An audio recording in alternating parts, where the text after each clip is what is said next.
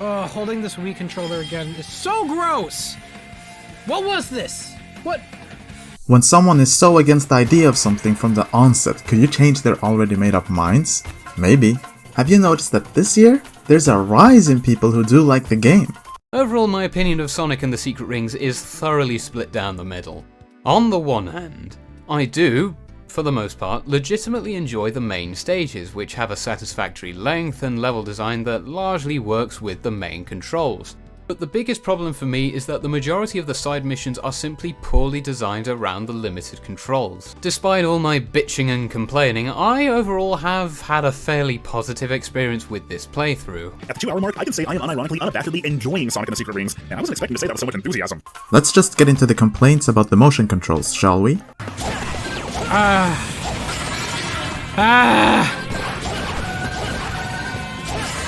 You ever wanted to hold a controller in your life and just not have to wave it?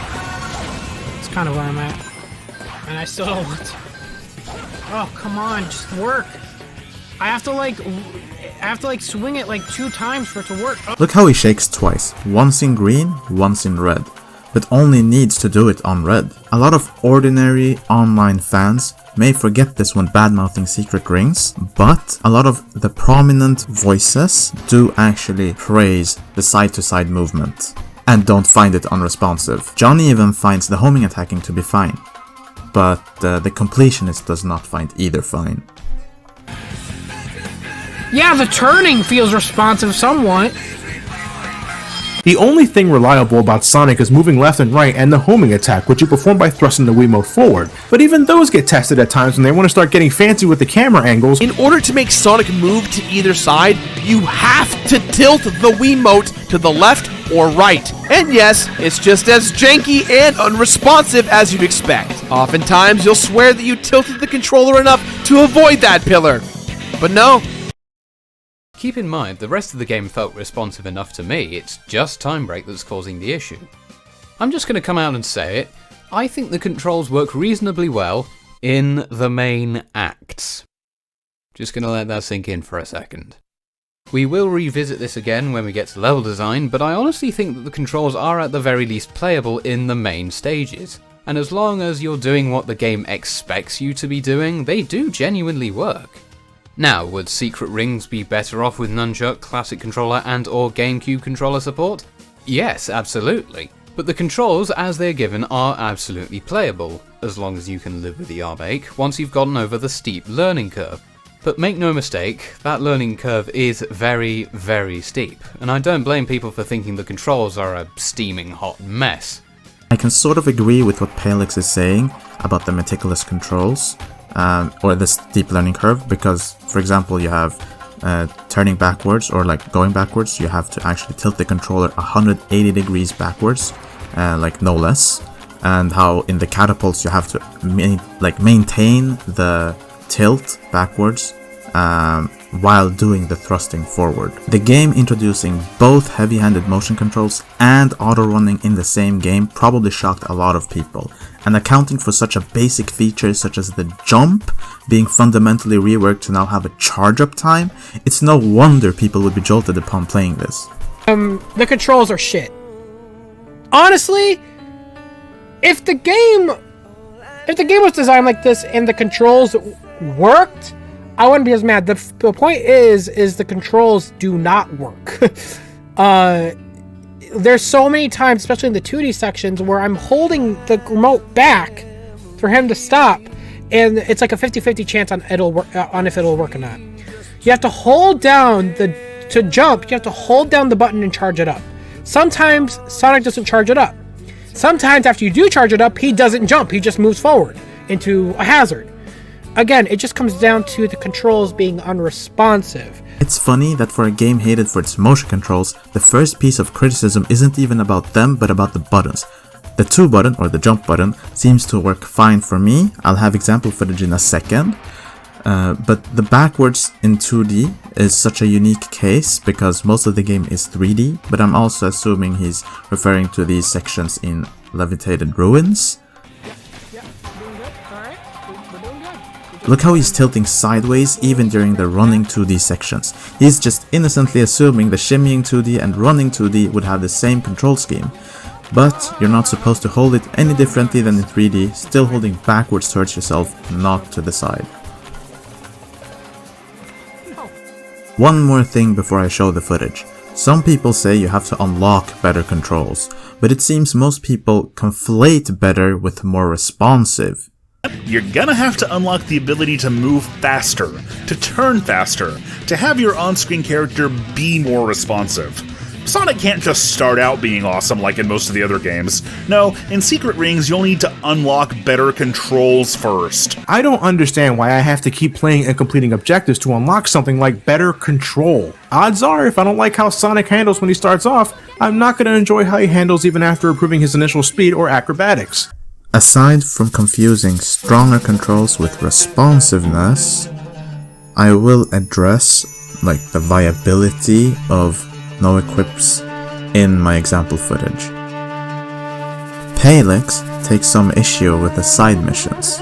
Whilst the main levels are solid, the side missions are a whole other kettle of fish. As mentioned earlier, most of them have special objectives, and they're 50-50 between reasonable challenges and the utterly asinine. To the game's credit, most of the missions in Sand Oasis are pretty enjoyable. They're relatively straightforward, and they don't demand more than what's reasonable with the controls, and don't waste the player's time. However, once you get to Dinosaur Jungle and beyond, the missions are much more of a mixed bag. But no, if you want the world with the worst side missions, look no further than Pirate Storm, which has 2 contenders for the worst mission in the game. First up, we have the first Die Hard challenge. Contender number 2 is the Hands-Off challenge, where Sonic must finish the level with 0 rings. I actually beat this level and got all 3 fire souls on my first try, but that doesn't excuse terrible design. Not only is this another one of those missions that just drags on, the fact that you need to finish the level with no rings practically forces you to tiptoe through the levels and make sure you don't accidentally run into any rings at all. This is especially true on your first playthrough, since, unless you know the level off by heart, you will never know when opportunities to lose rings will present themselves. Oh, and at the end is this massive section filled with rings and not a single enemy, so you have to do some of the most strict and unforgiving platforming in the whole game. Bear in mind, this is me just trying to beat the level normally. I can't even begin to imagine how nightmarish this mission must be when you're going for gold.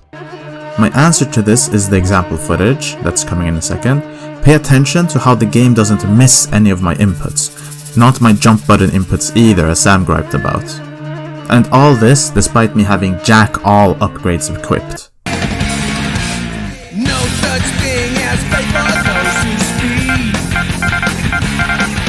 A path at a time instead of just living it. So many things erase before they begin. Hopes on a dream instead of what could have been. 3, 2, 1, go!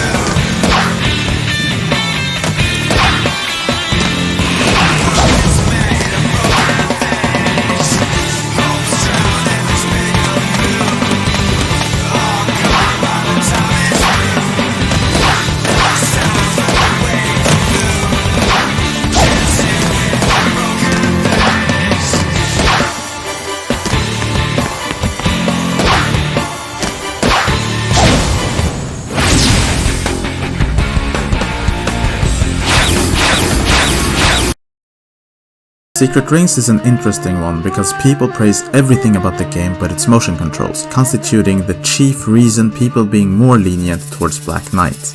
People avoid motion controls like the plague, conflate the option to upgrade for unresponsiveness, and hold fast to the idea that motion controls aren't only inferior to button inputs, but entirely unfit and unworthy for the Sonic game here.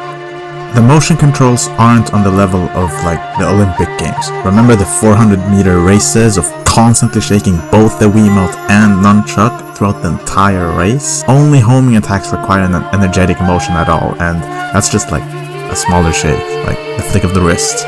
Yeah, and then there's also the occasional level gimmick.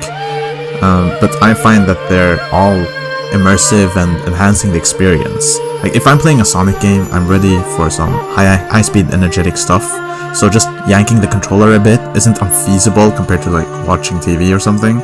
It's intuitive even. Like who as a kid doesn't remember that they, you know, lean to one side when pressing the analog stick to the same side, you know? They went through tons of configurations to settle on this, even discarding the nunchuck and fine-tuning the sensitivity, also making the break the physical one button when the rest of the controls were motion controls was a good idea. So they put their heart into the motion controls and they aren't just for show. Some of my fondest gaming memories are from motion controls, whether it be the Olympic games or like DBZ Tenkaichi 3. And while motion controls still exist in the current day, the sheer level of disapproval the online community has for them, and how they cite like Galaxy as the ideal level for motion controls outside of like party games, I can only imagine motion controls aren't given room to breathe and realize their due potential even in single player games today. I did not jump yet. You gotta yeet. You gotta yeet him as hard as you can. Oh my god. Here we go. Here we go.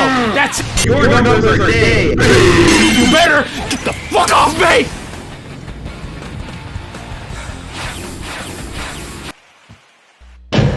I would rather actually get a vasectomy.